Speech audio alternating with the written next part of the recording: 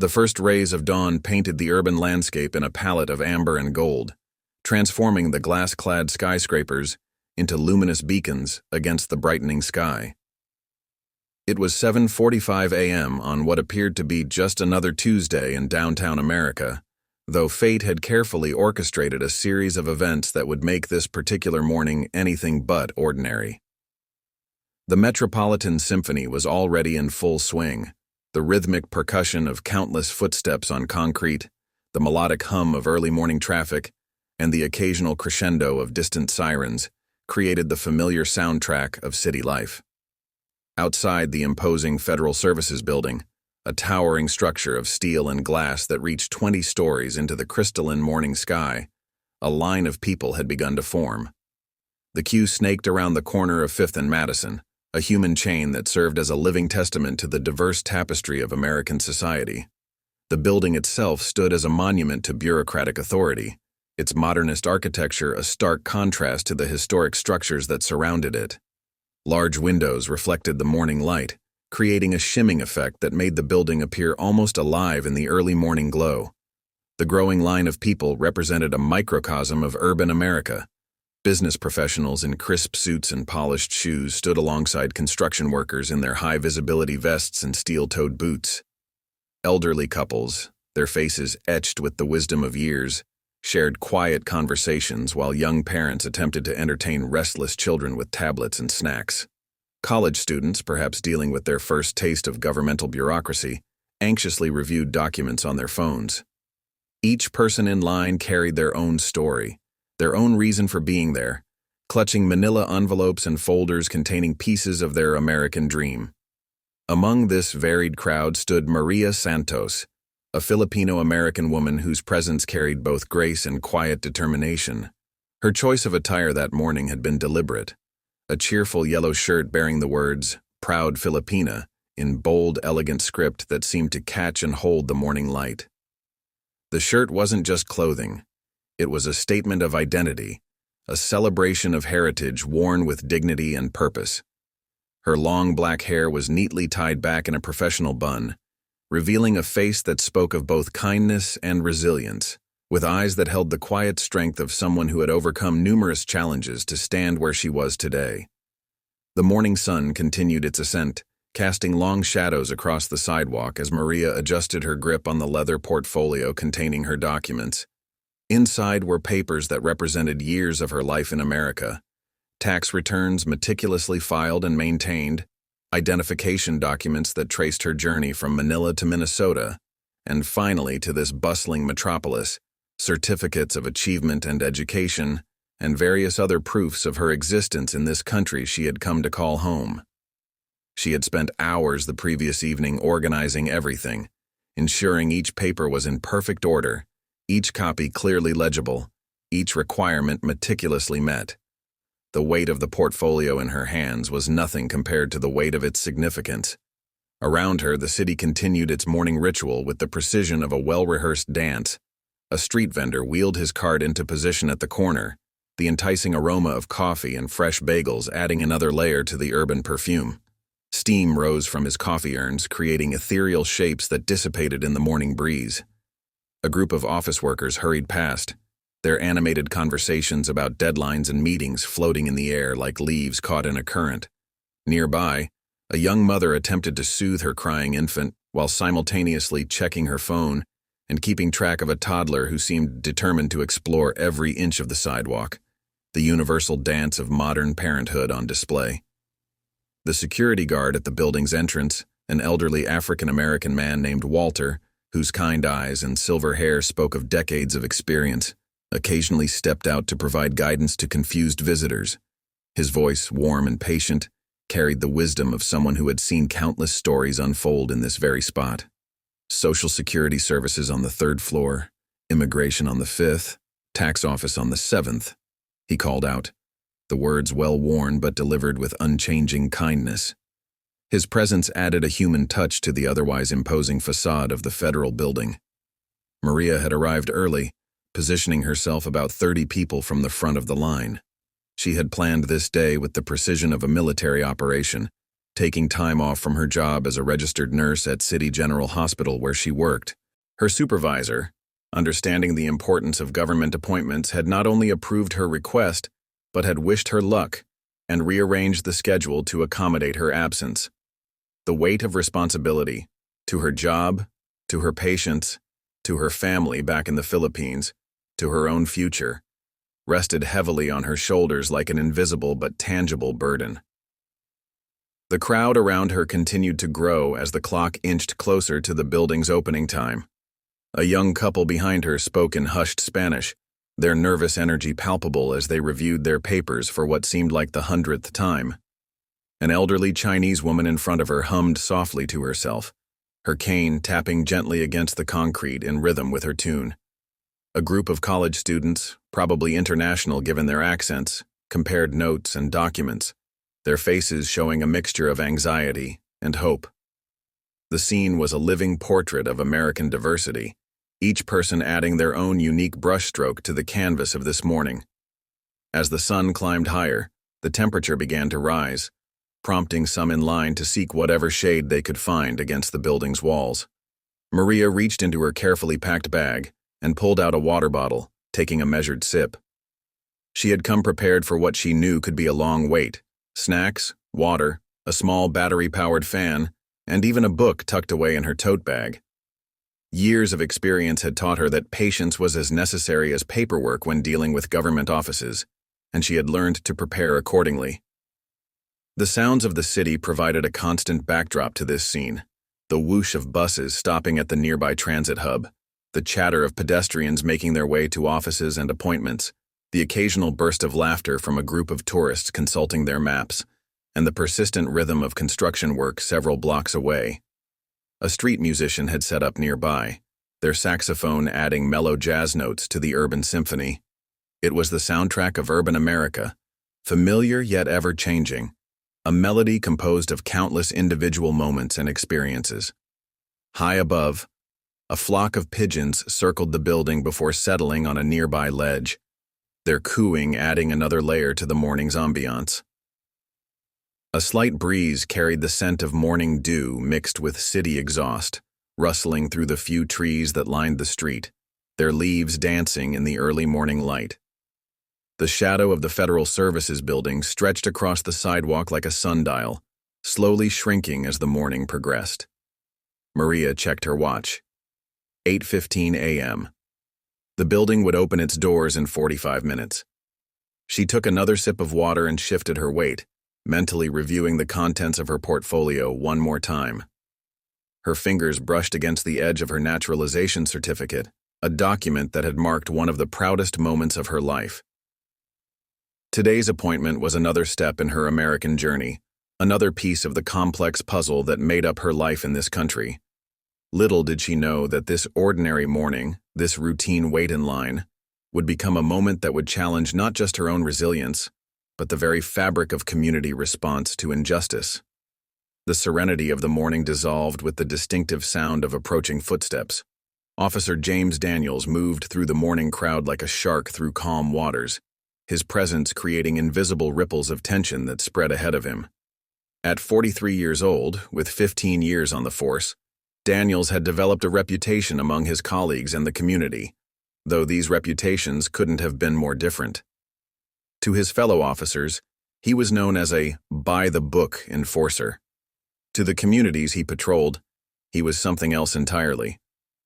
The morning sun highlighted the sharp creases of his immaculately pressed uniform, each pleat and fold telling the story of a man obsessed with the appearance of order.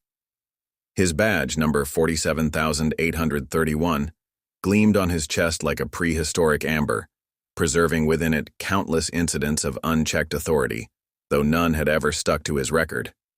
Standing 6'2", with shoulders that filled out his uniform with military precision, Officer Daniels had perfected the art of using his physical presence as a tool of intimidation. His regular patrol route took him past the Federal Services Building each morning at precisely 8:27 a.m., a timing so consistent that local vendors used it to check their watches. Today, however, something caught his eye: a splash of yellow in the otherwise monotone line of waiting citizens. The color seemed to offend his sense of order, drawing his attention like a discordant note in a familiar symphony. As he approached the line, the usual morning buzz began to fade. Parents instinctively pulled their children closer. Conversations dwindled to whispers, and several people found sudden interest in their mobile devices. The transformation was subtle, but unmistakable, like wildlife growing still at the approach of a predator.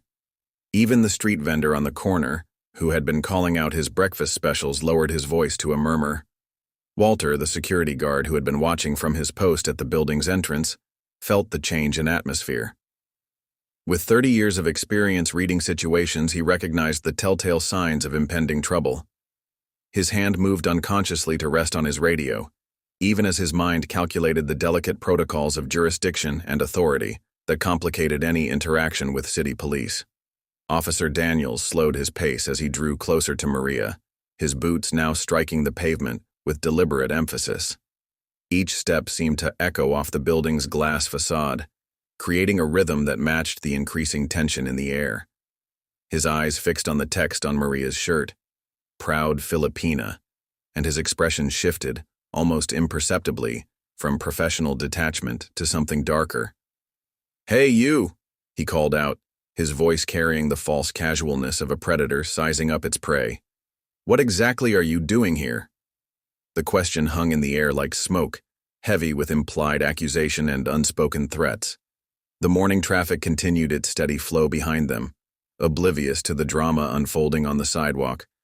But in the line, time seemed to stop. Maria felt the weight of all eyes turning toward her, some curious, others sympathetic, many afraid. Her heart rate quickened, but years of handling crisis situations in the ICU had taught her to maintain her external composure. Her fingers tightened slightly around her portfolio of documents. Birth certificate, naturalization papers, social security card, each one a piece of paper proving what shouldn't need to be proven, her right to exist in this space. "Excuse me," she responded, her voice steady and clear, carrying the professional tone she used with difficult patience. "I'm waiting in line for my appointment just like everyone else." The words were simple, but they carried the weight of dignity and self-assurance that seemed to irritate Officer Daniels further. He took another step closer, deliberately invading her personal space. The shadow he cast over her seemed to grow larger than physics should allow, a physical manifestation of the power dynamic he was trying to establish. "Is that so?" he drawled, his voice dripping with sarcasm. "Last time I checked, this line was for Americans, not monkeys." The slur cracked through the morning air like a whip. Several gasps emerged from the crowd, followed by a heavy silence. A mother quickly covered her child's ears, while an elderly man in a veteran's cap shook his head in disgust. Someone in the line muttered, "Jesus Christ," under their breath, while others began quietly pulling out their phones, sensing the need to document what was unfolding. The young couple behind Maria, who had been discussing their own paperwork in Spanish, fell silent mid-sentence. The elderly Chinese woman in front of her gripped her cane tighter, her knuckles whitening with the pressure. A group of college students who had been checking their phones now looked up, their faces registering shock and uncertainty. Maria felt a familiar heat rising in her chest, not just anger but a complex mixture of emotions she had experienced too many times before. The weight of her nursing ID card in her pocket seemed to grow heavier, a reminder of the lives she had saved, the American citizens she had cared for regardless of their race, beliefs, or how they treated her.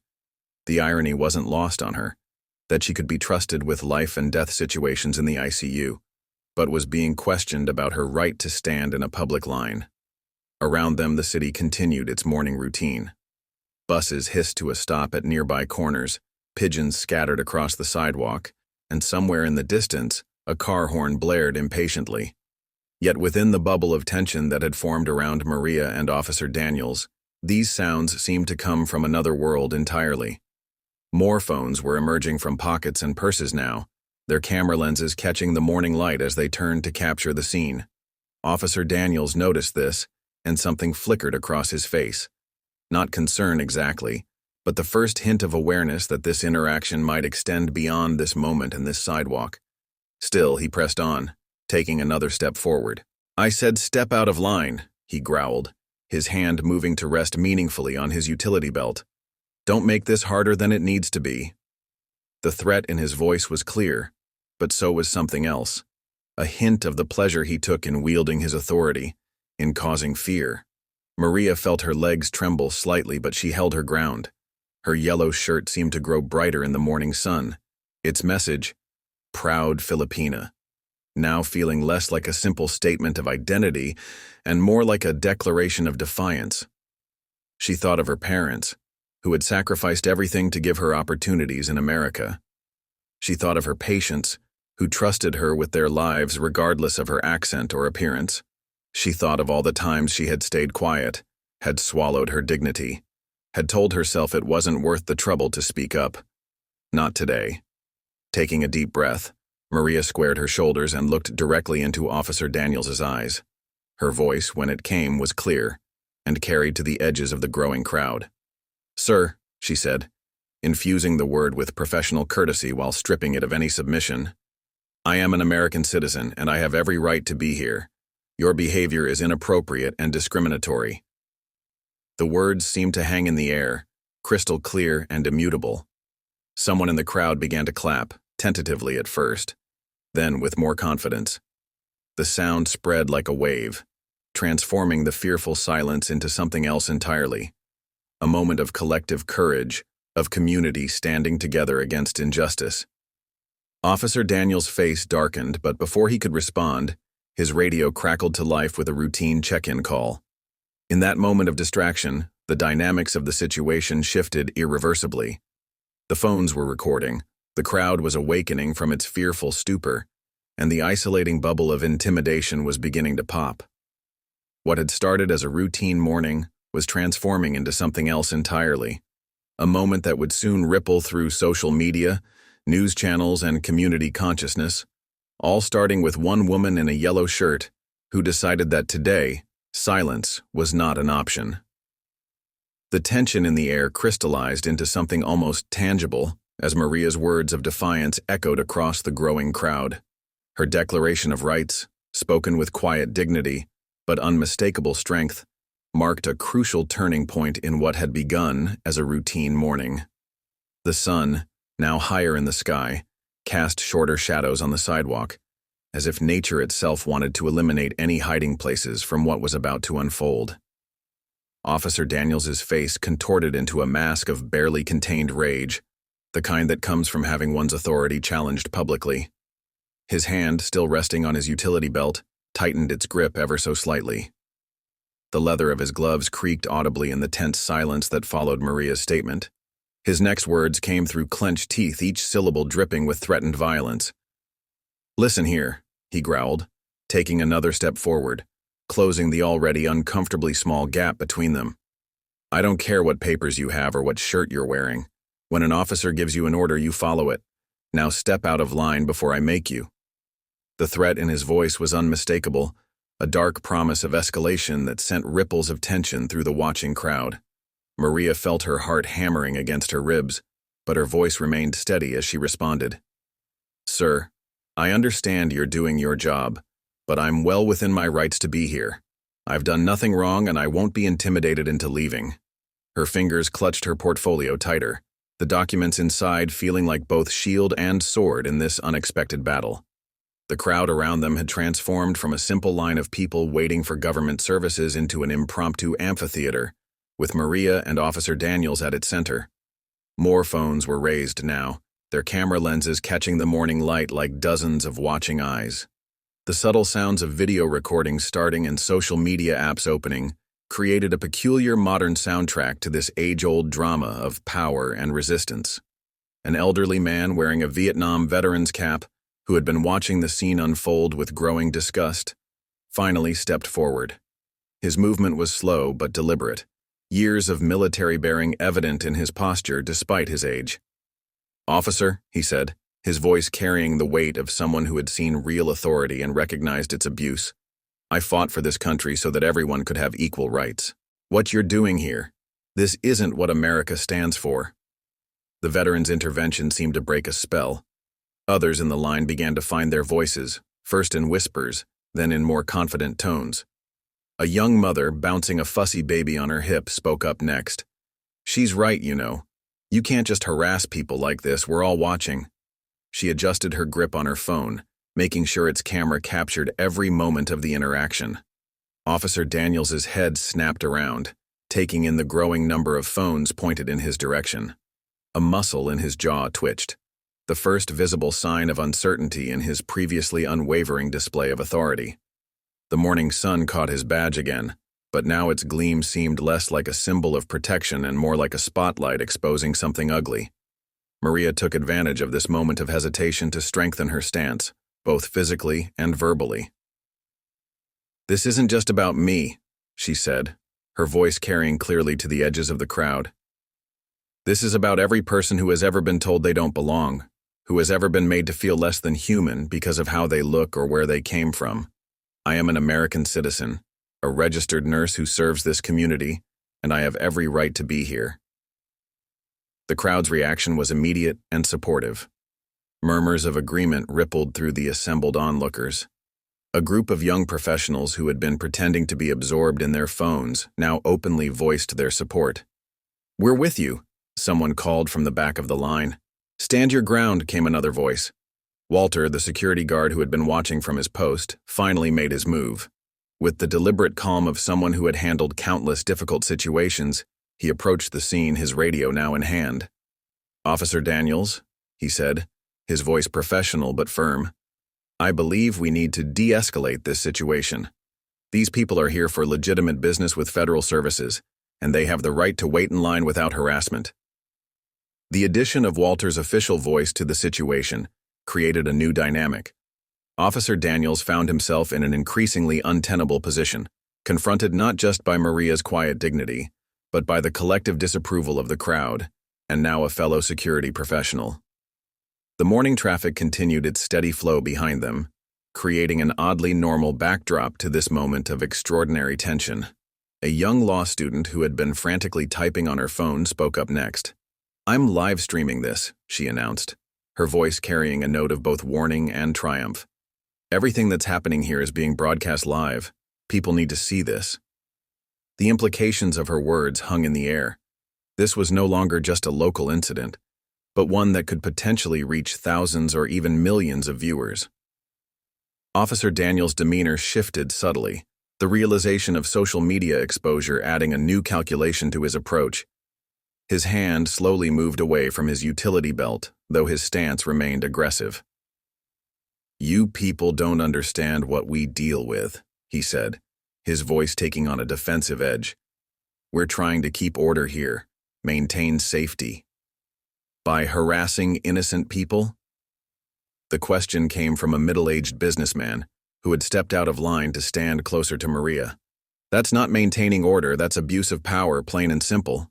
His words were met with nods and murmurs of agreement from the crowd.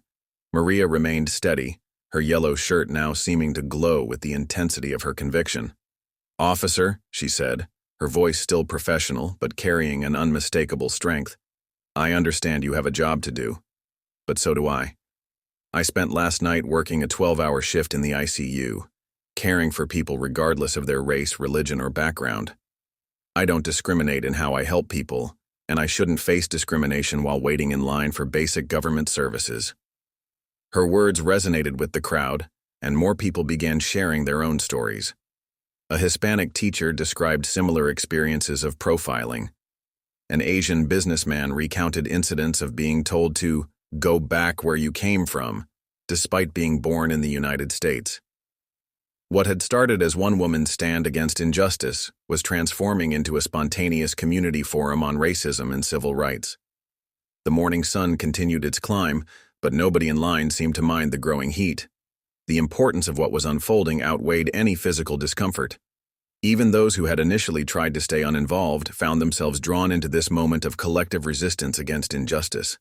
Officer Daniels, now visibly unsettled by the turning tide, attempted one last show of authority. "This isn't over," he said, his voice carrying a mixture of threat and resignation. "You people think you know everything about law enforcement, but you don't know the half of it." Maria's response was calm but unwavering. "You're right, Officer Daniels. This isn't over, but not in the way you think. This is about more than just this moment. It's about accountability, respect, and the kind of community we want to be. Every person in this line deserves to be treated with dignity, and we won't stand by silently when that dignity is violated. The crowd's approval was palpable, manifesting in nods, words of support, and even a few scattered claps. The morning had transformed from a routine wait-in line into a powerful demonstration of community solidarity. What Officer Daniels had intended as a display of authority had instead become a catalyst for unity and resistance against discrimination. The incident was far from over, but something fundamental had shifted. The power dynamic had been altered, not through violence or aggression, but through the quiet strength of one woman's dignity and the collective voice of a community that refused to remain silent in the face of injustice. The videos being recorded would soon spread across social media, becoming part of a larger conversation about police conduct, civil rights, and the ongoing struggle for equality in America. The transformation of the crowd from passive observers to active participants marked a pivotal shift in the morning's events. What had begun as an isolated confrontation between Officer Daniels and Maria had evolved into something far more significant, a spontaneous uprising of community solidarity that would soon ripple through social media and beyond. Mr. Johnson, the Vietnam veteran who had first spoken up, took another step forward. His military bearing was evident in his straight posture and steady gaze as he addressed Officer Daniels directly. "You know," he began, his voice carrying the weight of decades of experience, "I spent 2 years in the jungle fighting for what I thought America stood for: freedom, equality, justice. But what I'm seeing right now—" He shook his head, the morning sun glinting off his service pins. "This isn't justice. This is bullying, plain and simple." The veteran's words seemed to give others the courage to speak up. Sarah Chen, a young mother who had been recording the incident while balancing her toddler on her hip, raised her voice next. "I've already posted 3 videos to Twitter," she announced, her tone carrying a mixture of defiance and pride. "The hashtag #StandWithMaria is starting to trend locally. People need to see this kind of behavior exposed." Officer Daniels's face reddened at the mention of social media, his jaw clenching visibly. The realization that his actions were being broadcast to a wider audience seemed to throw him off balance. His hand, which had been hovering near his utility belt, dropped to his side as he glanced around at the forest of phones pointed in his direction. Maria remained steady, her yellow, proud Filipina shirt now seeming to glow brighter in the morning sun. The portfolio of documents she held had transformed from a simple collection of papers into a symbol of resistance, proof of her right to exist in this space, to occupy this moment, to stand her ground against discrimination. A young law student who had been frantically live-streaming the entire incident spoke up with the precise language of someone well-versed in civil rights law. "Officer Daniels," she called out, her voice clear and professional, "what you're doing right now could be construed as a violation of Title VI of the Civil Rights Act. This is a federal building, and discrimination in access to federal services is explicitly prohibited by law." Her legal expertise added a new dimension to the situation, causing several people in line to nod in agreement. Someone in the back of the line shouted, "Know your rights." The phrase was quickly picked up by others, transforming into a quiet but persistent chant that rippled through the crowd. The morning traffic continued its steady flow behind them, creating an oddly normal backdrop to this extraordinary moment. A city bus stopped at the nearby corner, and several passengers pressed their faces against the windows, trying to understand what was unfolding. Some pulled out their phones, adding to the growing documentation of the incident. Dr. James Martinez, a professor of sociology at the local university who happened to be in line, began speaking in the measured tones of an educator. "What we're witnessing here," he projected his voice to reach the growing crowd, "is a classic example of institutional power dynamics and community resistance. This isn't just about one incident or one officer. It's about systemic issues that need to be addressed." The professor's academic framing of the situation added another layer of legitimacy to the protest. People began nodding, and several started taking notes on their phones, as if they were suddenly part of an impromptu lecture on civil rights and social justice. A group of young professionals who had been waiting in line stepped forward as a unit. One of them, wearing a press badge from the local news station, was already making calls. "I'm a reporter with Channel 7 News," she announced, loud enough for everyone to hear. "We've got a crew on the way. This story needs to be told." The mention of mainstream media coverage caused another shift in the dynamic. Officer Daniels's aggressive stance began to falter slightly, his training on public relations and media interaction clearly warring with his initial impulse to dominate the situation. Maria seized this moment to speak again, her voice carrying the calm authority she used in her work as an ICU nurse. "Officer Daniels," she said, "I want to be clear about something. I'm not just standing here for myself, I'm standing here for every person who has ever been told they don't belong, who has ever been made to feel less than human because of how they look or where they came from." Her words resonated with the crowd, and more people began sharing their own stories. An elderly Pakistani man described being harassed at airport security. A young Mexican-American woman talked about being told to speak English in her own neighborhood. Each story added to the growing narrative of shared experience and collective resistance. Walter, the security guard, had been communicating quietly on his radio throughout this exchange. Now he approached Officer Daniels with professional courtesy but unmistakable purpose. "Sir," he said, "I've contacted my supervisor and they've reached out to your precinct. Captain Harris is on his way to address this situation." The mention of Captain Harris caused a visible reaction in Officer Daniels. His shoulders tensed and, for the first time, a flicker of uncertainty crossed his face. The captain was known for his strict adherence to protocol and zero tolerance for discriminatory behavior. The crowd had grown beyond just those in line for services. Pedestrians had stopped to watch, office workers peered down from nearby buildings, and a small group of students from the local community college had begun organizing an impromptu protest with hastily made signs on their tablets and laptops. A young tech-savvy bystander called out, "The video's gone viral. It's already got thousands of shares." The announcement sent a buzz through the crowd. The incident had transcended its immediate location, becoming part of the larger national conversation about police conduct and civil rights. Maria's stance remained firm but peaceful, her professional training evident in her composed demeanor. "We have the right to be here," she continued, her voice steady. "We have the right to access government services without harassment. We have the right to be treated with dignity and respect." The morning sun had risen higher, and the heat was beginning to build, but nobody in line seemed interested in leaving.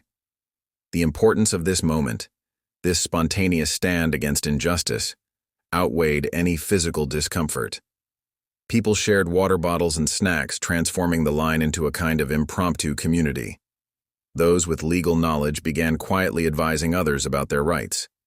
Business cards were exchanged, and contact information was shared. What had started as a confrontation was evolving into a networking event for civil rights activism. The sound of approaching sirens in the distance signaled that this situation was about to enter its next phase. Captain Harris was on his way, and with him would come a new set of dynamics and challenges. But something fundamental had already changed. The power of community solidarity had been demonstrated, and the importance of standing up against injustice had been affirmed.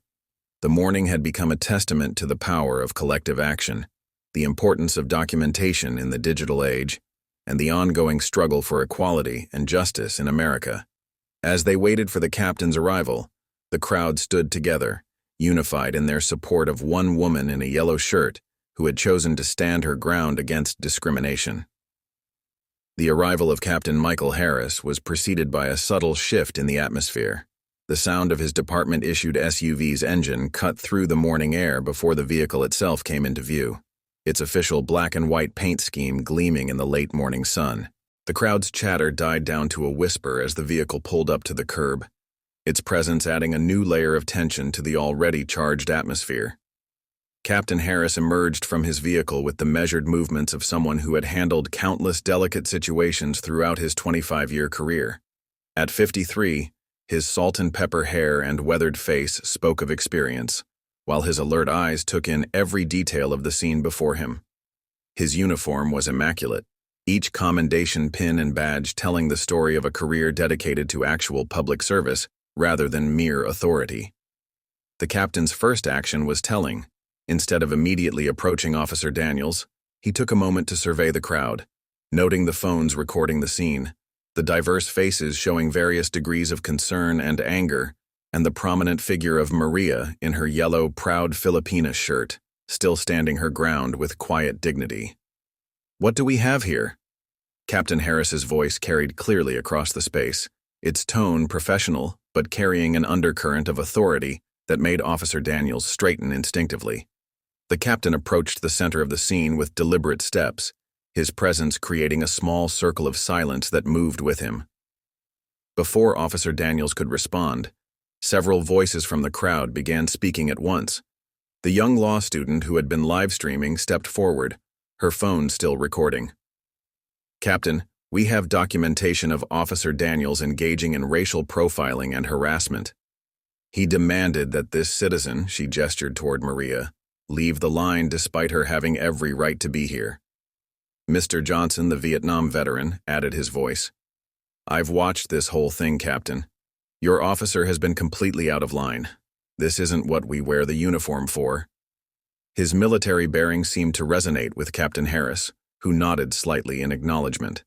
Captain Harris raised his hand for silence, his gesture carrying both authority and respect. "I'd like to hear from the citizen directly involved," he said, turning to face Maria. "Ma'am, would you please tell me what happened here?" Maria met the captain's gaze steadily, her professional composure as an ICU nurse evident in her calm demeanor. "I was standing in line waiting for my appointment when Officer Daniels approached me. He demanded to know what I was doing here, implied I didn't belong, and used racial slurs. When I asserted my right to be here, he became aggressive and threatened to remove me from the line by force." The captain's expression remained neutral, but his jaw tightened almost imperceptibly at the mention of racial slurs. "I see," he said, his voice measured. "And I understand this incident has been recorded?" Sarah Chen, the young mother who had been posting to social media, stepped forward. "Yes, sir. Multiple recordings from different angles. It's already trending on social media.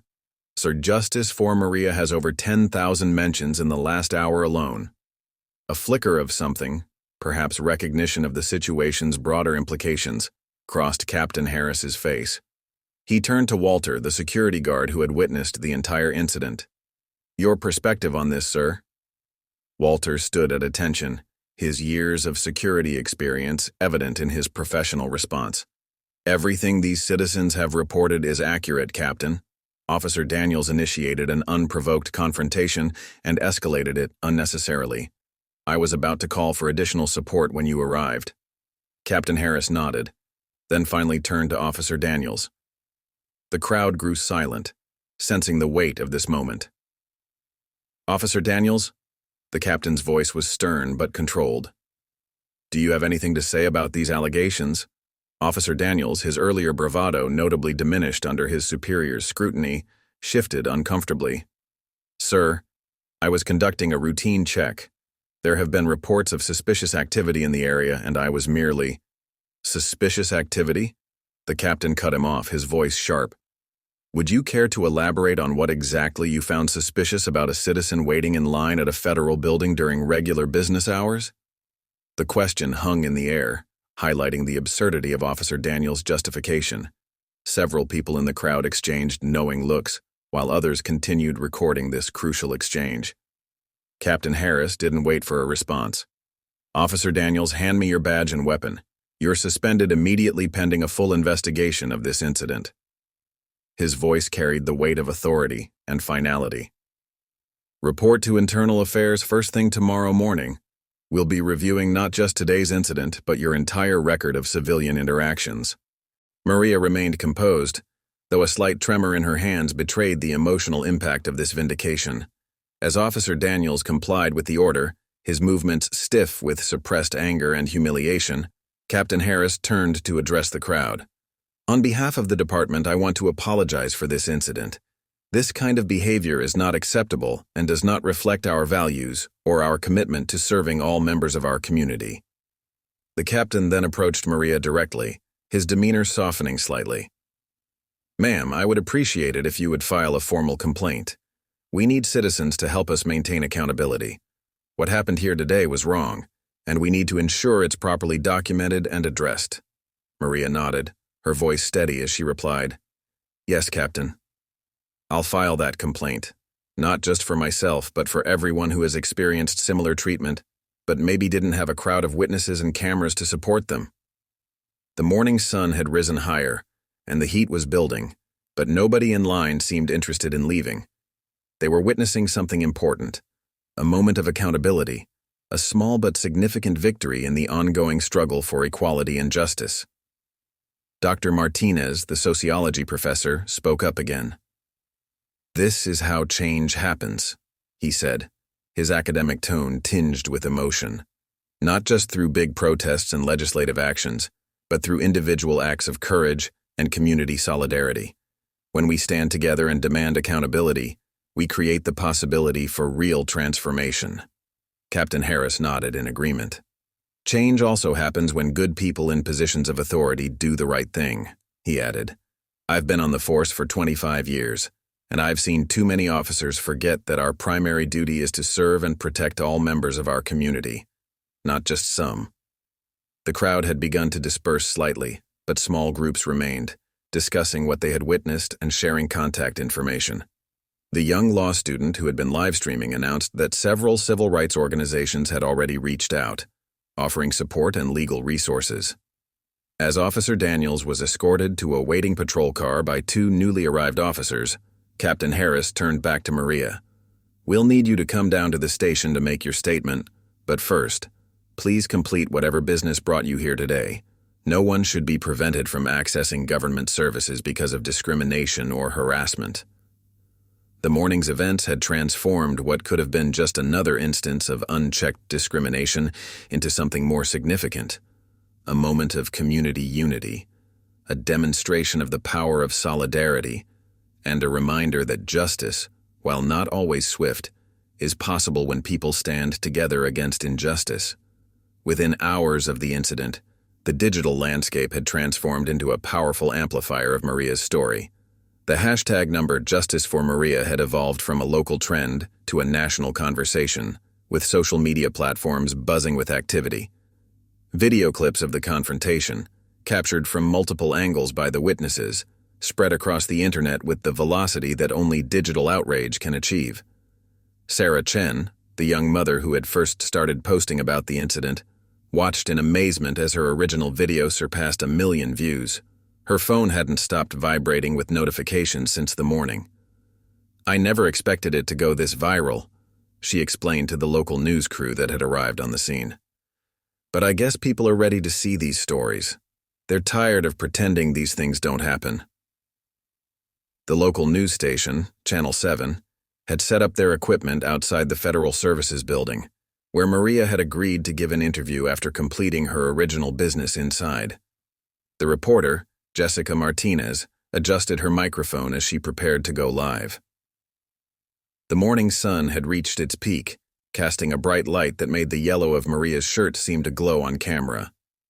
"We're here live outside the Federal Services Building," Jessica began, her professional tone carrying just the right amount of gravity, where earlier today what should have been a routine wait in line became a powerful moment of community solidarity against discrimination.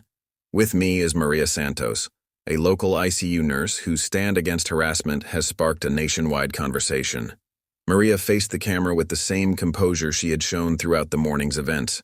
Her voice was clear and steady as she shared her story, not just of this morning's incident, but of the larger context that made her decision to stand her ground so significant. "This isn't just about one officer or one incident," Maria explained, her words measured and thoughtful.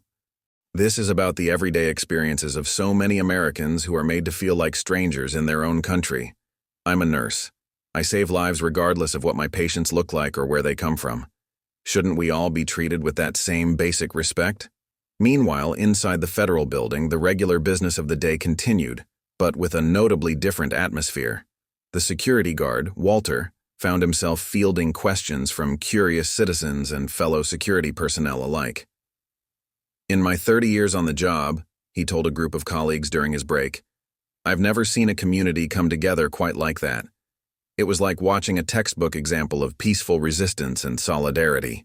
Dr. Martinez, the sociology professor who had witnessed the entire incident, was already incorporating the morning's events into his lesson plan for the following week. His phone buzzed constantly with messages from colleagues and students who had recognized him in the viral videos. What we witnessed today, he wrote in a rapidly viral Twitter thread, was intersectionality and community solidarity in action. This wasn't just about race or authority. It was about how communities can unite against injustice. The young law student who had been live streaming, now identified as Rebecca Wong, found herself being interviewed by several legal blogs and civil rights organizations. The response has been overwhelming, she said, scrolling through her notifications. I've received messages from law firms offering pro bono services, civil rights organizations wanting to document the incident, and countless individuals sharing similar experiences. As the afternoon progressed, national news networks began picking up the story. Political commentators and social activists started weighing in, and the incident became a trending topic on multiple platforms. The video clips were being shared with various hashtags, #StandWithMaria, #Stop Police Harassment, #Community Strength. Mr. Johnson, the Vietnam veteran whose initial intervention had helped turn the tide, found himself becoming something of a social media hero.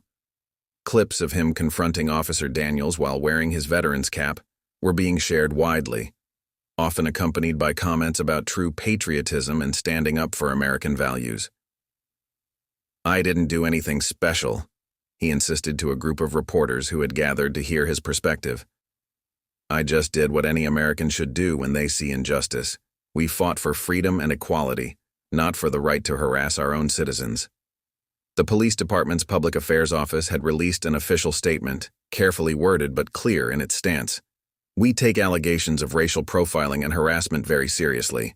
Officer Daniels has been suspended pending a full investigation, and we are reviewing our training protocols to ensure such incidents do not occur in the future. Captain Harris's swift action had earned praise from civil rights organizations and community leaders.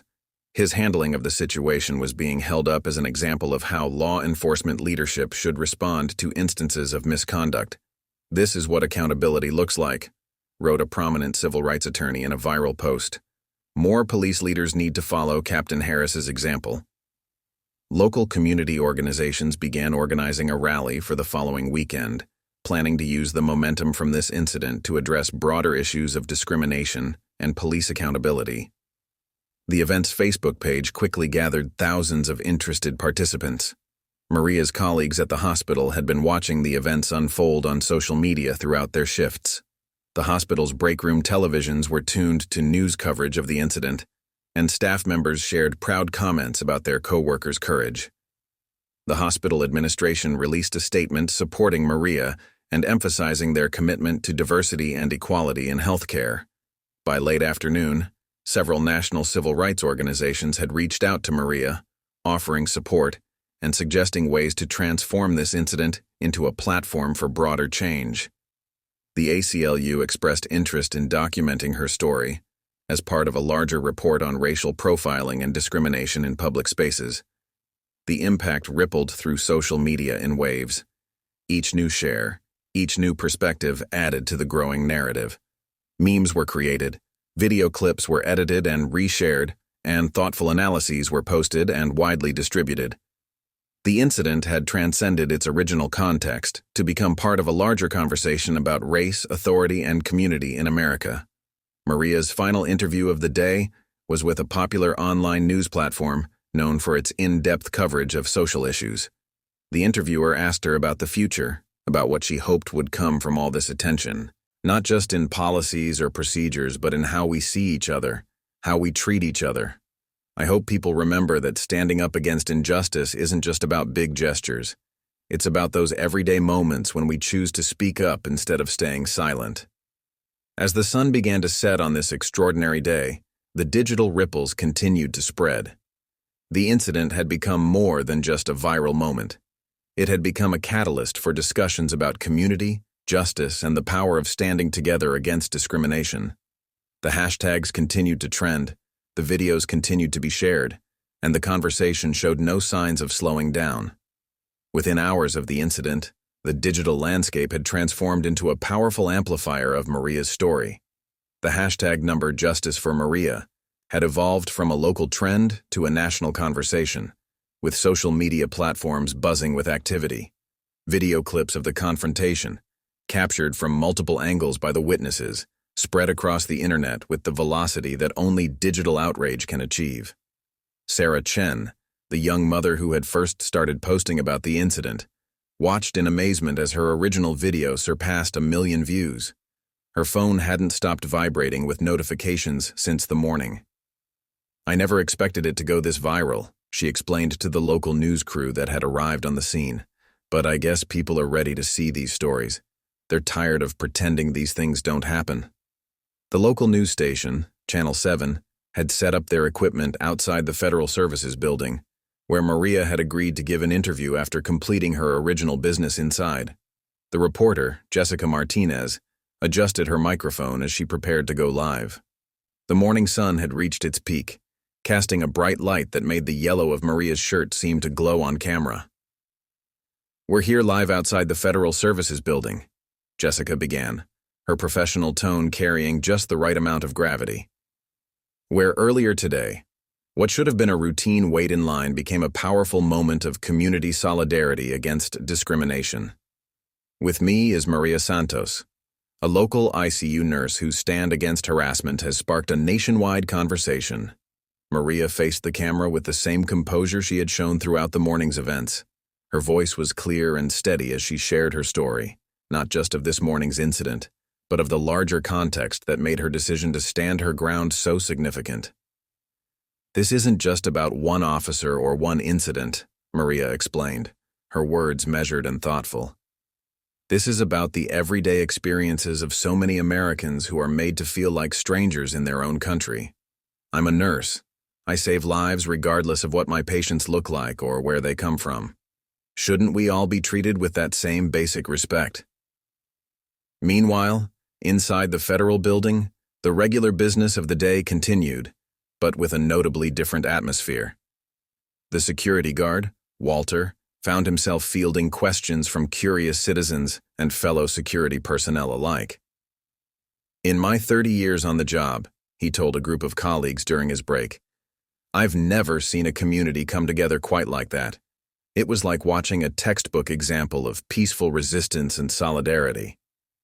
Dr. Martinez, the sociology professor who had witnessed the entire incident, was already incorporating the morning's events into his lesson plan for the following week. His phone buzzed constantly with messages from colleagues and students who had recognized him in the viral videos. "What we witnessed today," he wrote in a rapidly viral Twitter thread, "was intersectionality and community solidarity in action. This wasn't just about race or authority. It was about how communities can unite against injustice." The young law student who had been live streaming, now identified as Rebecca Wong, found herself being interviewed by several legal blogs and civil rights organizations. "The response has been overwhelming," she said, scrolling through her notifications. "I've received messages from law firms offering pro bono services, civil rights organizations wanting to document the incident, and countless individuals sharing similar experiences." As the afternoon progressed, national news networks began picking up the story. Political commentators and social activists started weighing in, and the incident became a trending topic on multiple platforms. The video clips were being shared with various hashtags: #Stand with Maria, #Stop Police Harassment, #Community Strength. Mr. Johnson, the Vietnam veteran whose initial intervention had helped turn the tide, found himself becoming something of a social media hero. "I just did what any American should do when they see injustice. We fought for freedom and equality, not for the right to harass our own citizens." The police department's public affairs office had released an official statement, carefully worded but clear in its stance. "We take allegations of racial profiling and harassment very seriously. Officer Daniels has been suspended pending a full investigation, and we are reviewing our training protocols to ensure such incidents do not occur in the future. Captain Harris's swift action had earned praise from civil rights organizations and community leaders. His handling of the situation was being held up as an example of how law enforcement leadership should respond to instances of misconduct. "This is what accountability looks like," wrote a prominent civil rights attorney in a viral post. "More police leaders need to follow Captain Harris's example." Local community organizations began organizing a rally for the following weekend, planning to use the momentum from this incident to address broader issues of discrimination and police accountability. The event's Facebook page quickly gathered thousands of interested participants. Maria's colleagues at the hospital had been watching the events unfold on social media throughout their shifts. The hospital's breakroom televisions were tuned to news coverage of the incident, and staff members shared proud comments about their co-workers' courage. The hospital administration released a statement supporting Maria and emphasizing their commitment to diversity and equality in healthcare. By late afternoon, several national civil rights organizations had reached out to Maria, offering support and suggesting ways to transform this incident into a platform for broader change. The ACLU expressed interest in documenting her story as part of a larger report on racial profiling and discrimination in public spaces. The impact rippled through social media in waves. Each new share, each new perspective added to the growing narrative. Memes were created, video clips were edited and reshared, and thoughtful analyses were posted and widely distributed. The incident had transcended its original context to become part of a larger conversation about race, authority, and community in America. Maria's final interview of the day was with a popular online news platform known for its in-depth coverage of social issues. The interviewer asked her about the future, about what she hoped would come from all this attention. "I hope this leads to real change," Maria responded, her voice carrying the same quiet strength it had shown that morning. "Not just in policies or procedures, but in how we see each other, how we treat each other. I hope people remember that standing up against injustice isn't just about big gestures. It's about those everyday moments when we choose to speak up instead of staying silent." As the sun began to set on this extraordinary day, the digital ripples continued to spread. The incident had become more than just a viral moment. It had become a catalyst for discussions about community, justice, and the power of standing together against discrimination. The hashtags continued to trend, the videos continued to be shared, and the conversation showed no signs of slowing down. The police department's press room, usually a place of routine announcements and standard briefings, had transformed into a crucible of tension and anticipation. 2 days after the incident, every seat was filled with reporters, their laptops open and cameras ready. The air hummed with whispered conversations and the soft clicking of camera shutters. Local news stations had preempted their regular programming to broadcast the conference live, while national networks had sent correspondents to cover what had become a story of national significance. Officer James Daniels stood at the podium, a drastically different figure from the aggressive authority figure of 2 days ago. His uniform had been replaced by a conservative gray suit, his posture more subdued, his expression carefully composed to convey remorse. Behind him sat a panel that included Captain Harris, the police chief, and representatives from various community organizations. Maria, dressed professionally in a deep blue blazer, sat among them, her presence a powerful reminder of why they were all there. "I want to begin by apologizing," Officer Daniel started, his voice carrying through the microphone to the packed room. "My actions 2 days ago were inexcusable. They violated not only department policy but also the basic human dignity that every person deserves." He paused, seeming to struggle with the words. "I've spent the last 48 hours reflecting on my behavior and its impact, not just on Ms. Santos, but on the entire community I swore to protect and serve." The cameras clicked rapidly as photographers captured his expression of contrition. The hashtag #, Daniel's apology, began trending alongside the still active #, Justice for Maria. "What I did was wrong," Daniels continued, his hands gripping the podium. "The language I used, the assumptions I made, the way I wielded my authority, none of it reflects the values of law enforcement or the standards we should hold ourselves to. I've agreed to undergo extensive sensitivity training, and I'm committed to learning from this experience." A forest of hands shot up as reporters clamored for questions. Jessica Martinez from Channel 7, who had covered the story from the beginning, was selected first. Officer Daniels, your record shows previous complaints of similar behavior. Why should the public believe this apology is sincere and not just damage control? The question hung in the air for a moment, as Daniels visibly collected his thoughts. Those previous incidents should have been wake-up calls, he admitted. But it took seeing myself through the lens of those phone cameras, watching my behavior played back on national news, to really understand the impact of my actions. I can't change the past, but I can commit to doing better moving forward. Captain Harris stepped forward next, his presence commanding immediate attention. While Officer Daniels' apology is important, it's just the beginning, he stated firmly. Our department is implementing new training protocols and review procedures. We're establishing a civilian oversight committee to review complaints of discriminatory behavior, and we're partnering with community organizations to better understand and serve our diverse population. The police chief nodded in agreement, adding, "This incident has prompted a department-wide review of our policies and practices. We're committed to ensuring that what happened to Ms. Santos never happens to anyone else in our community." When it was Maria's turn to speak, the room fell completely silent.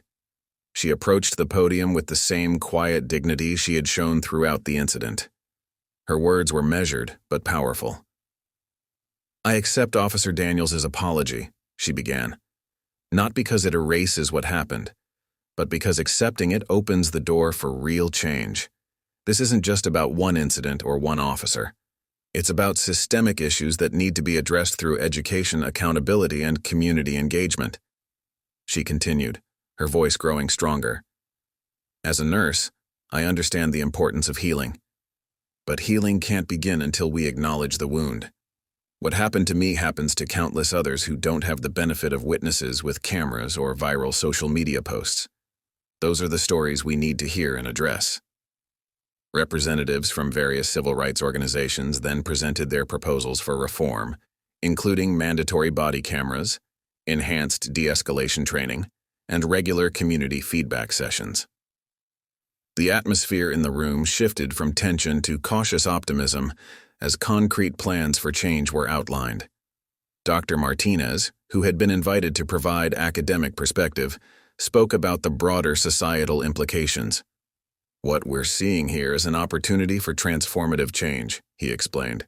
"When institutions acknowledge their failures and commit to reform, it creates a foundation for real progress." The questions from reporters continued, ranging from specific policy details to broader discussions about systemic racism and police reform. Each answer was carefully documented, analyzed, and shared across social media platforms, where the conversation continued to evolve. Mr. Johnson, the Vietnam veteran who had first spoken up during the incident, was invited to share his perspective. "I've seen how authority can be both a shield and a weapon," he said, his military bearing still evident. "What matters is how we choose to use it. Today's commitments are a step in the right direction, but the real test will be in the follow-through." As the conference drew to a close, a young activist rose to ask the final question: "What message do you want to send to others who might face similar discrimination?" Maria returned to the podium one last time, her response carrying the weight of personal experience and professional insight. "Stand your ground with dignity," she said. "Know your rights and exercise them. But most importantly, remember that change happens when communities stand together. What made the difference in my case wasn't just my own resistance. It was the solidarity of strangers who chose not to look away." The press conference concluded with the announcement of a community forum scheduled for the following week, where citizens would have the opportunity to share their experiences and contribute to the development of new policies. The hashtag #CommunityForward began trending as people shared their hopes for real, lasting change. Outside the press room, Maria found herself surrounded by well-wishers and supporters. Local community leaders praised her courage and dignity in handling the situation. But it was perhaps the words of a young Filipino-American girl who had watched the entire conference with her mother that carried the most impact. "Thank you for showing us we don't have to be afraid," the girl said, her eyes bright with admiration. Maria knelt down to the girl's level, her voice gentle but firm. "Remember," she said, "courage isn't about not being afraid. It's about doing what's right even when you are afraid, and you're never alone when you stand up for what's right." The press conference had transformed what could have been just another incident of discrimination into a catalyst for meaningful change. As the participants dispersed and the cameras powered down, the real work of implementing these promises was just beginning. But something fundamental had shifted in the community's understanding of justice, accountability, and the power of standing together against discrimination. 3 weeks after the incident, the impact of Maria's stand continued to resonate through the community and beyond. The Federal Services Building, once just another anonymous government structure, had become a symbol of both injustice and transformation. A community art installation had appeared on the sidewalk, where Maria had stood her ground, a collection of yellow ribbons and messages of solidarity tied to a makeshift memorial wall, each one representing a story of resistance and hope. The morning found Maria walking through the hospital corridors of City General, where her role had evolved beyond her duties as an ICU nurse. She had become an unofficial ambassador for change, her yellow, proud Filipino shirt now retired and framed in the hospital's diversity celebration display case. As she made her rounds, both patients and colleagues greeted her with a new kind of recognition, not just as a skilled healthcare provider, but as someone who had sparked a movement. "You know," said Dr. Sarah Williams, the chief of medicine, during a staff meeting, "what happened that day has changed how we approach cultural competency in healthcare. When one of our own faces discrimination, it reminds us why these conversations matter." The hospital had initiated a new training program, using Maria's experience as a case study in patient dignity and cultural awareness. Across town at the police academy, Captain Harris was implementing the promised reforms. The training room was filled with new recruits and veteran officers alike, all attending mandatory sessions on cultural sensitivity and community relations. The captain stood at the front of the room, his presence as commanding as ever, but his message transformed by recent events. "What happened with Officer Daniels wasn't just a failure of one individual," he explained to the attentive audience. "It was a failure of a system that sometimes forgets its primary mission: to protect and serve all members of our community, regardless of their background." The training included video footage from the incident, now used as a teaching tool for what not to do, and more importantly, how to do better. Officer Daniels himself had become part of the change. After completing his suspension and undergoing intensive sensitivity training, he had requested to be part of the department's new community outreach program. His transformation, while still viewed with skepticism by some, appeared genuine. He now spent his days visiting schools and community centers, sharing his story as a cautionary tale and an example of the possibility of change. "I carry the weight of my actions every day," he told a group of fellow officers during a reflection session, "but I also carry the responsibility to turn that mistake into something meaningful. Every interaction is a chance to prove that people can learn and change." The young law student, Rebecca Wong, had transformed her viral livestream into a sustained campaign for justice. She had established a legal aid network, connecting volunteer attorneys with individuals facing discrimination in public spaces. The initiative, named Stand Together Legal Network, had already taken on dozens of cases. "What we learned from Maria's case," Rebecca explained during a law school symposium, "is that documentation and community support are powerful tools for justice. But not everyone has a crowd of witnesses with phones. That's why we need to create systematic support structures."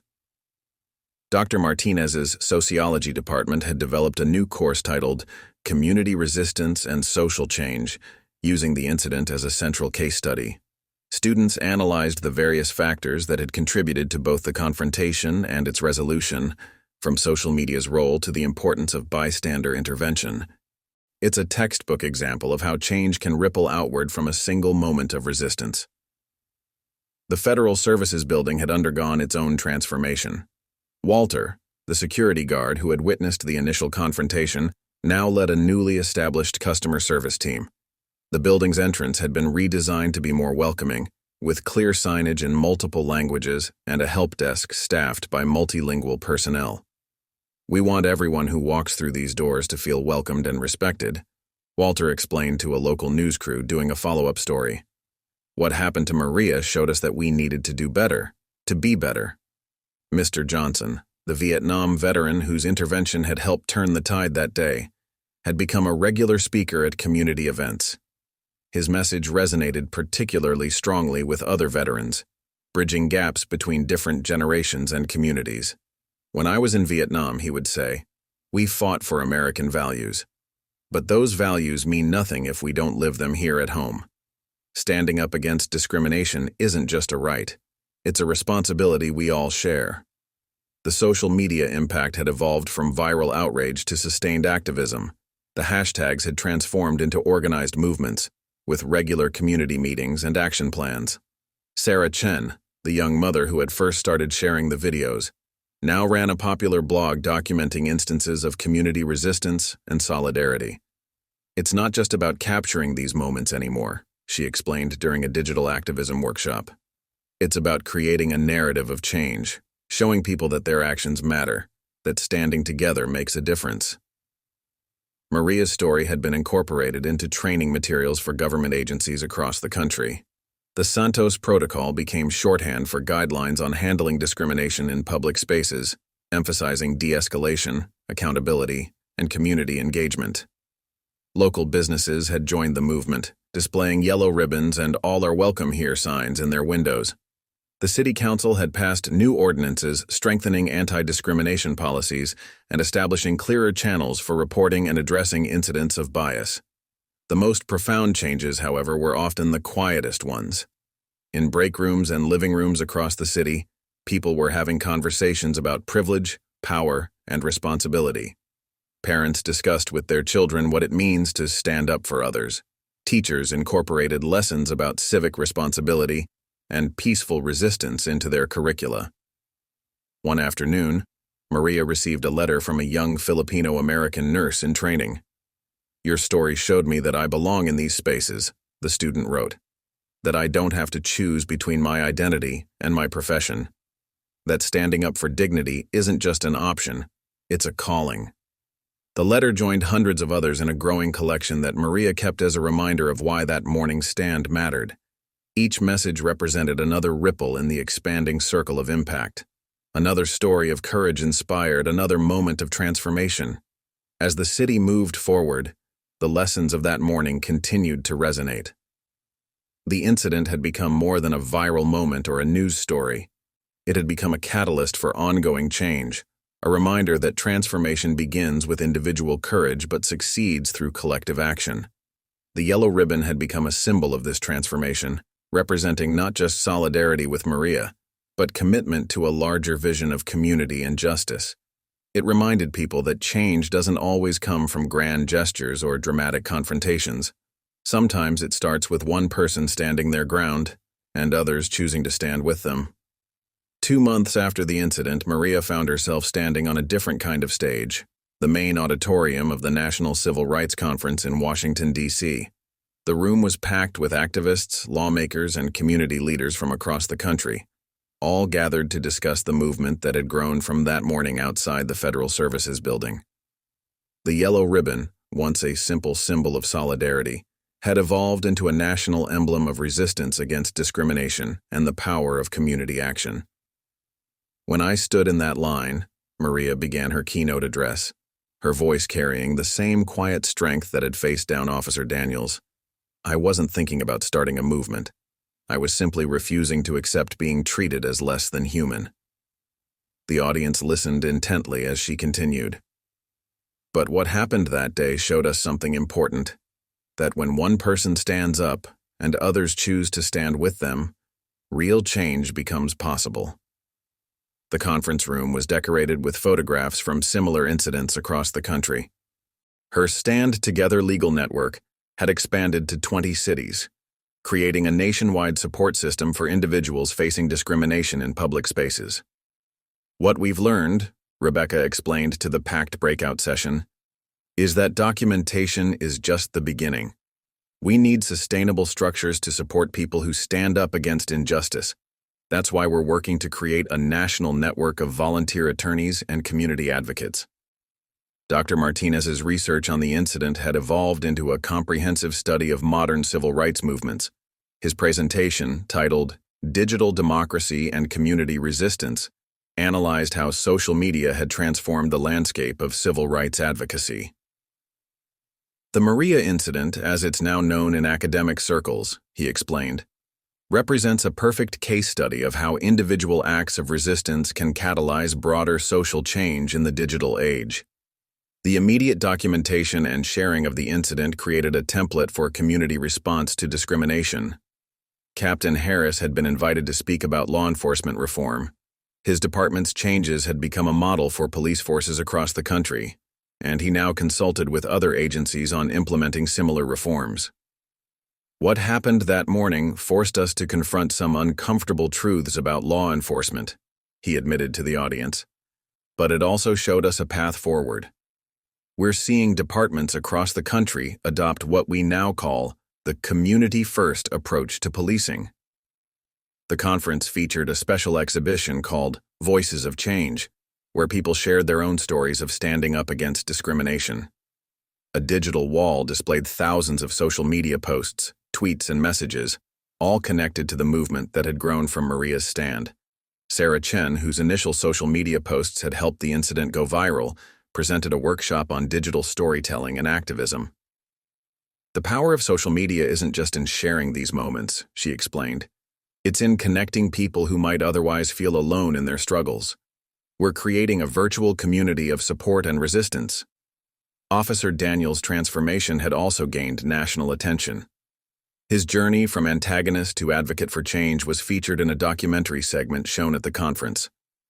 My actions that day represented everything that's wrong with how authority can be abused, he said in the film. But the response to those actions showed us how communities can come together to demand better. The conference also marked the launch of several new initiatives. The Stand Together Foundation, created with support from civil rights organizations and private donors, would provide resources and support for individuals and communities fighting discrimination. A national hotline was established to report incidents and connect people with local advocacy groups. Mr. Johnson, the Vietnam veteran, led a session specifically focused on veteran involvement in civil rights advocacy. We who served our country have a unique perspective on what it means to fight for American values, he told his fellow veterans. Standing up against discrimination is another form of service to our nation. The impact had reached beyond advocacy groups and law enforcement. Major corporations had begun implementing new training programs based on the incident. Government agencies across the country were reviewing their public service protocols. Educational institutions were incorporating lessons about civil rights and community action into their curricula. Maria's hospital had sent a delegation to share how they had transformed their approach to cultural competency in healthcare. What happened to Maria made us realize that we needed to do more than just talk about diversity, Dr. Williams explained. We needed to actively create an environment where every person feels valued and respected. The conference also addressed the ongoing challenges. Despite the positive changes, incidents of discrimination continued to occur. However, communities now had better tools and support systems to respond. The Maria Protocol, as it had come to be known, provided a template for community response. Document, unite, advocate, and follow through. A particularly moving moment came when a group of young students presented their Standing Together project, inspired by Maria's story. They had created a curriculum for schools, teaching students about civil rights, community solidarity, and peaceful resistance. What Ms. Santos showed us, a high school junior explained, is that change doesn't always come from famous leaders or big organizations. Sometimes it starts with one person who refuses to be treated unfairly, and others who choose to stand with them. The conference concluded with the announcement of an annual Community Solidarity Day, to be marked by events and actions across the country. Today we're part of something much bigger, a movement that reminds us that when we stand together we can create real change. As the conference ended, participants carried with them not just new strategies and connections, but a renewed sense of hope and purpose. The yellow ribbons they wore weren't just symbols of solidarity with Maria. They represented a commitment to standing together against injustice, wherever and whenever it appeared. The movement that had begun with one woman refusing to leave a line had evolved into a national conversation about dignity, justice, and community power. It had shown that in an age of division and conflict, people could still come together to stand for what was right. Most importantly, it had reminded everyone that change often begins not with grand plans or powerful leaders, but with ordinary people who choose to stand their ground and others who choose to stand with them. 1 year after the incident that transformed a routine morning into a catalyst for change, Maria Santos stood once again outside the Federal Services Building. The scene was markedly different from that fateful day. Where once there had been tension and confrontation, now there was a gathering of celebration and remembrance. The sidewalk where she had stood her ground had been commemorated with a small bronze plaque, its inscription reading, "On this spot, one person's courage sparked a movement. Stand together for justice." The morning sun caught the yellow ribbons that now permanently adorned the building's entrance, a reminder of the power of solidarity and peaceful resistance. The security desk where Walter had once stood uncertain was now staffed by a diverse team of community liaison officers, trained in cultural sensitivity and de-escalation techniques. The line of people waiting for services reflected the same diversity as before, but the atmosphere was different, more welcoming, more inclusive. It's amazing how much can change in a year, Maria reflected, addressing the crowd gathered for the first anniversary commemoration. She wore a new yellow shirt, this one bearing the words "Stand Together" in multiple languages. But what's more amazing is how much stays the same. The daily courage of people standing up for their dignity, the power of communities supporting each other, the ongoing work of creating lasting change. The anniversary event had drawn people from across the country, each bringing their own stories of how the Maria moment had influenced their communities. Rebecca Wong, whose legal network had grown to encompass 50 cities, presented a comprehensive report on the year's achievements. In the past 12 months, she announced, the Stand Together Legal Network has handled over 1,000 cases of discrimination in public spaces, but more importantly, we've seen a significant increase in proactive reporting and community intervention. People aren't just documenting incidents, they're preventing them through active solidarity. Dr. Martinez's research had evolved into a book, The Ripple Effect: How One Moment Can Transform a Community. As he signed copies for attendees, he explained how the incident had changed sociological understanding of modern civil rights movements. What we witnessed here wasn't just a confrontation between authority and citizenship, he explained. It was a perfect storm of factors: social media, community solidarity, institutional accountability, that created a template for sustainable social change. Captain Harris, now promoted to Deputy Chief of Community Relations, shared how the department's reforms had influenced law enforcement nationwide. The community-first approach we developed in response to this incident has been adopted by police departments in over 200 cities, he reported. We're seeing measurable decreases in discriminatory incidents and increases in community trust. Officer Daniels, whose transformation had become a case study in reform and redemption, spoke about his ongoing work with police training programs. Every day I face officers who think like I used to think, he admitted. But now I can show them through my own experience how that mindset hurts not just the community, but the very essence of what law enforcement should be. The Federal Services Building itself had become a model for government accessibility. Multiple language services were now available at every counter. Cultural competency training was mandatory for all staff. The security team, led by Walter's successor, he had retired but attended the ceremony as an honored guest, operated under new protocols that emphasized respect and dignity. Sarah Chen's digital activism had evolved into a nationwide network of citizen journalists. We're not just recording incidents anymore, she explained, demonstrating the new app her team had developed. We fought for freedom abroad, he told the gathering, his voice strong despite his advancing years. Now we're fighting for justice at home. The uniform may be different, but the values are the same. The healthcare sector had seen its own transformation. Maria's hospital had become a leader in cultural competency training, with programs now being replicated across the country. Dr. Williams presented data showing improved patient outcomes correlated with more inclusive practices. "What happened to Maria made us question everything about how we approach diversity in healthcare," she explained. "It's not enough to provide equal treatment. We need to ensure equal dignity in how that treatment is delivered." The education system had incorporated lasting changes as well. The Standing Together curriculum, developed by those high school students and refined over the year, was now being used in schools nationwide. A group of students demonstrated how they used role-playing exercises to practice peaceful intervention in discriminatory situations. The anniversary event also marked the launch of new initiatives. The Stand Together Foundation announced a scholarship program for students committed to civil rights advocacy.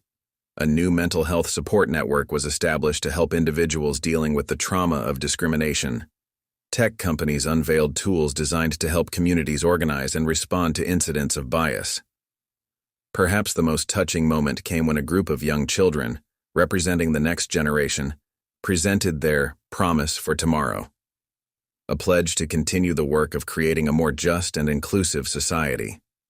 Their words, simple but powerful, brought tears to many eyes. "We promise to stand together, to speak up for each other, to make sure everyone feels welcome in our community."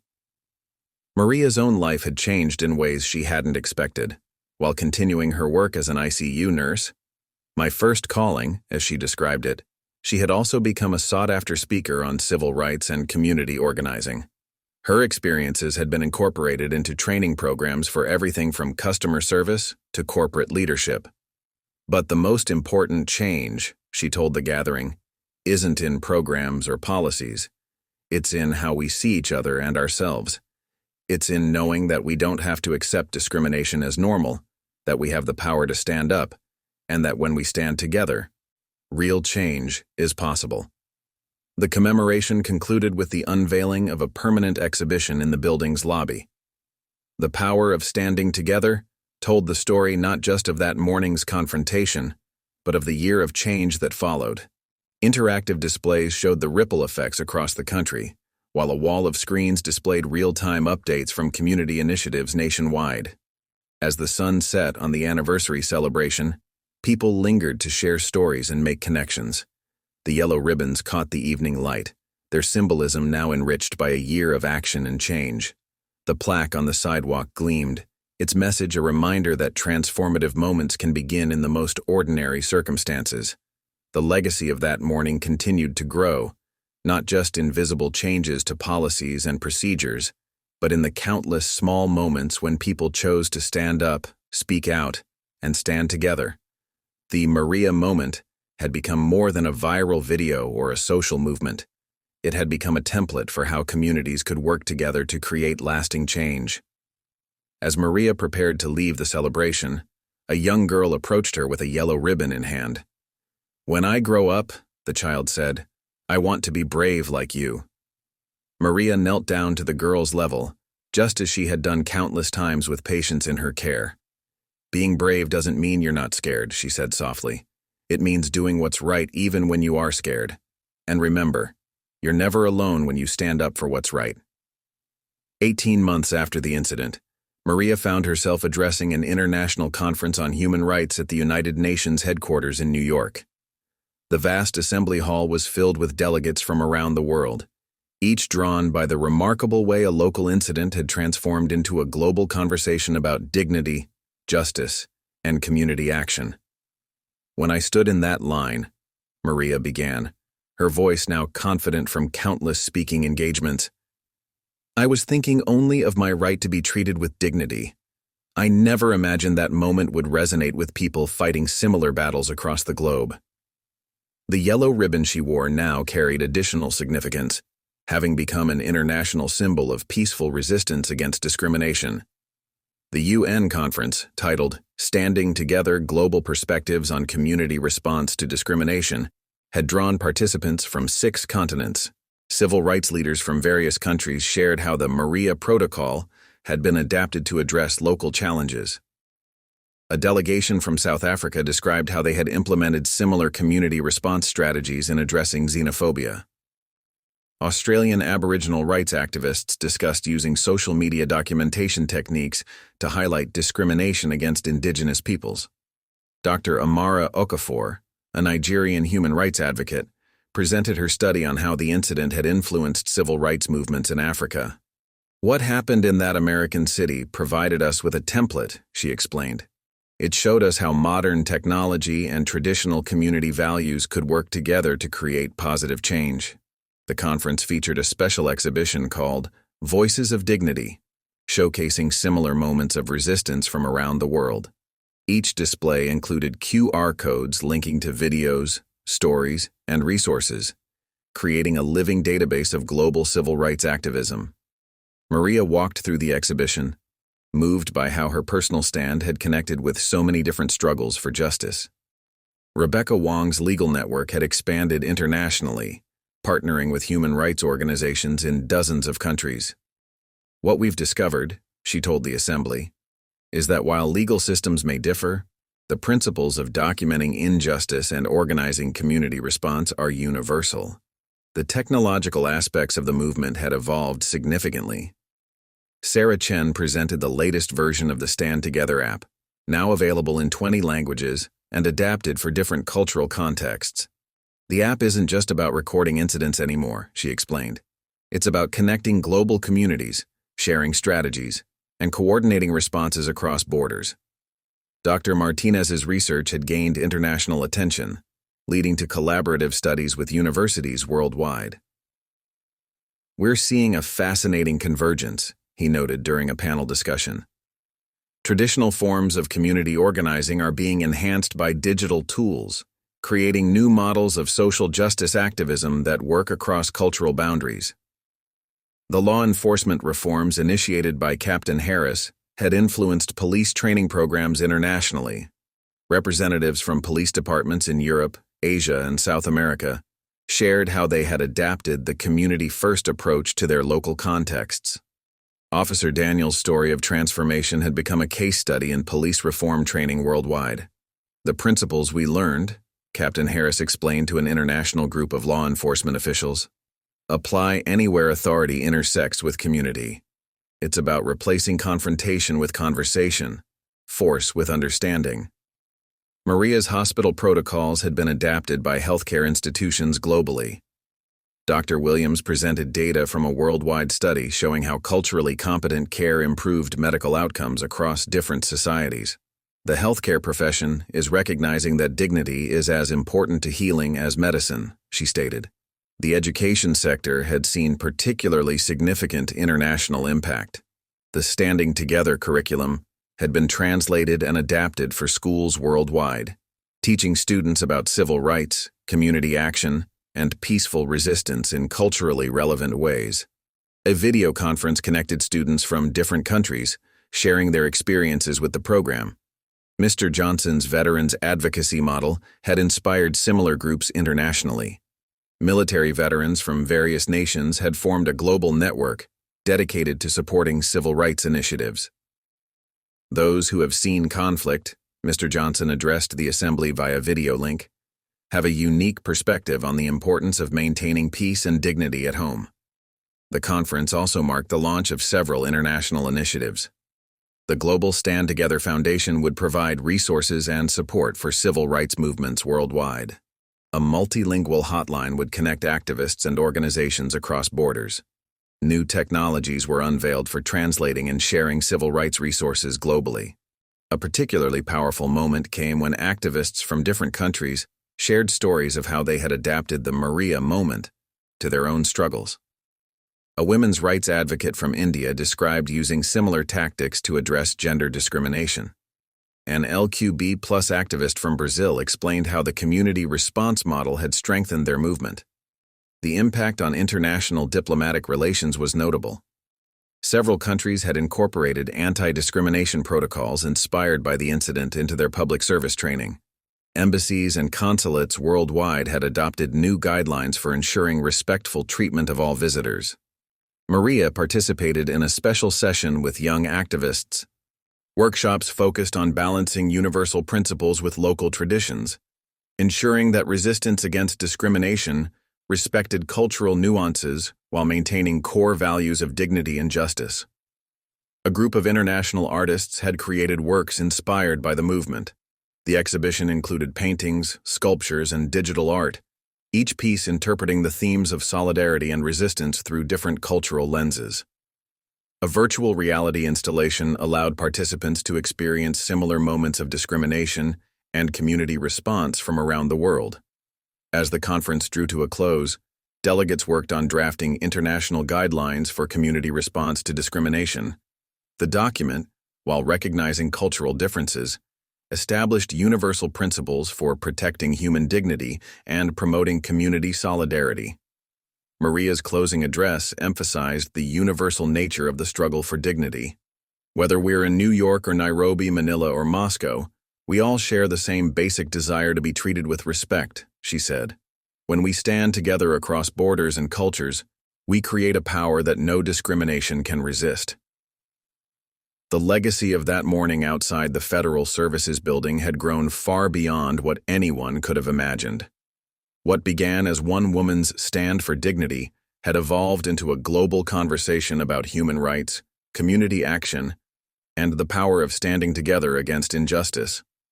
As delegates prepared to return to their home countries, each carried with them not just new strategies and connections, but a renewed sense of being part of a global movement for positive change. The yellow ribbon had become a symbol recognized worldwide, transcending language and cultural barriers to represent the universal human right to dignity and respect. 2 years to the day after Maria stood her ground in that federal building line, she found herself walking through a newly dedicated museum space in the city's cultural center. The Standing Together Museum of Civil Rights and Community Action had been created to preserve and share not just the story of that transformative morning, but the countless stories of change it had inspired around the world.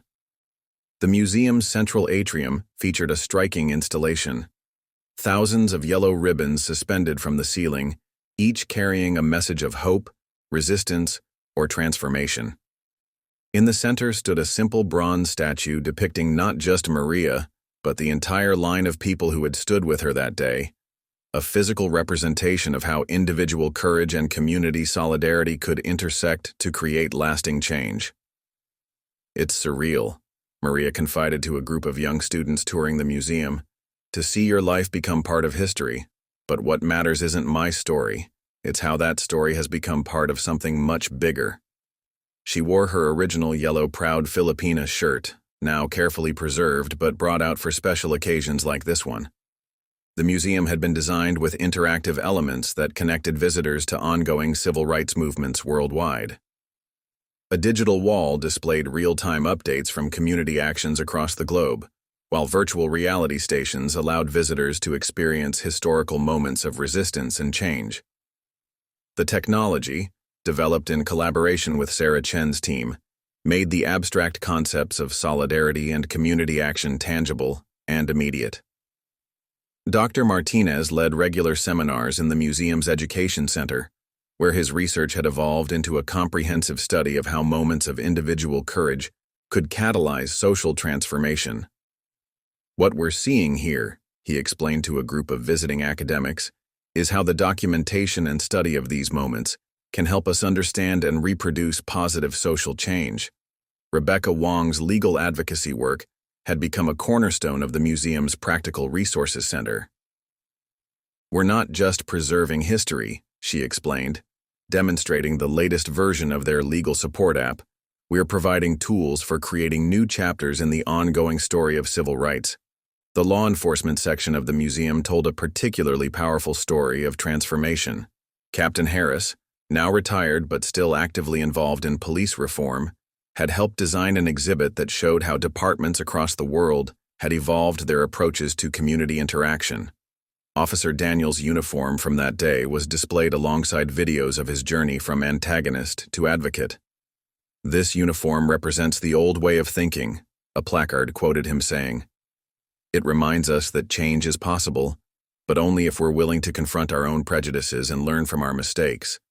The medical community's response was documented in a section dedicated to healthcare equality.